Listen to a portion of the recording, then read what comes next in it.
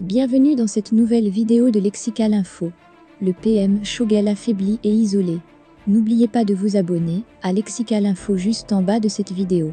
Bien qu'étant un leader politique à avoir collaboré avec les deux précédents régimes, à savoir celui d'Atte et le régime d'Ibk, le Premier ministre Choguel Kokala Maïga avait réussi un moment à redorer son blason.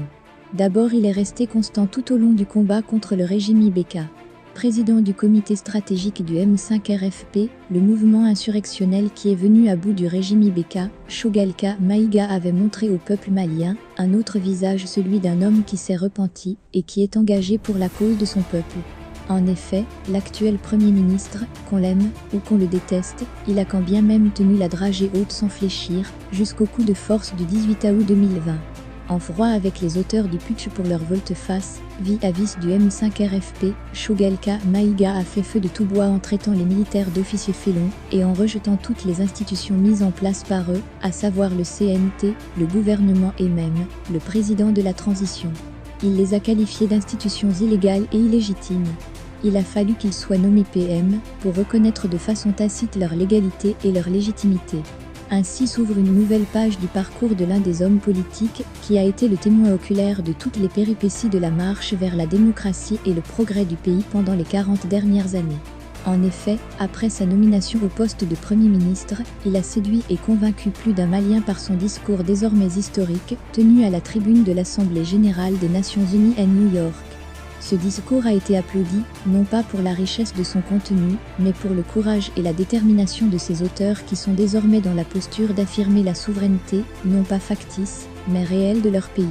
Choguel y a dénoncé les pratiques néocoloniales de la France, et surtout son machiavélique projet de partition du Mali.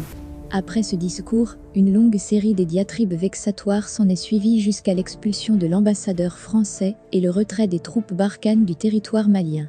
Cette seconde phase a permis au Premier ministre Choguel Maïga de se faire non seulement une nouvelle santé politique, mais aussi et surtout à être l'un des hommes politiques les plus populaires.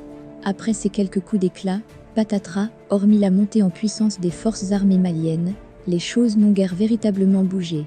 La lutte contre la corruption a été renvoyée aux calendes grecques, la bonne gouvernance scandée urbi et orbi est devenue un slogan creux, l'inclusivité tant souhaitée s'est transformée en véritable dissension entre les acteurs politiques. Les réformes tant attendues se sont mues en statu quo honte. Comme si tout ceci ne suffisait pas, le peuple subit l'une des crises les plus gravissimes, consécutives aux sanctions imposées par la CEDEAO. Ainsi, au lieu de parer au plus pressé en cherchant à alléger les souffrances du peuple, le PM continue d'adopter une posture guerrière en entretenant la crise. C'est cette troisième phase, qui risque d'être fatale au PM, qui semble être désormais abandonné par les siens, à savoir les leaders du M5 RFP. Il serait également en froid avec le président de la transition Assimi Goïta, qui lui reprocherait sans nul doute cette incapacité à rassembler les forces vives du pays et surtout le manque de stratégie fiable pour convaincre la CEDEAO à lever les sanctions et les partenaires et toute la communauté internationale à soutenir et accompagner la transition malienne. Au regard de ce qui précède, ne pourrait-on pas affirmer sans risque de se tromper que les jours du PM sont désormais comptés à la primature? Merci pour votre aimable attention et n'oubliez pas d'activer la cloche de notification pour recevoir les prochaines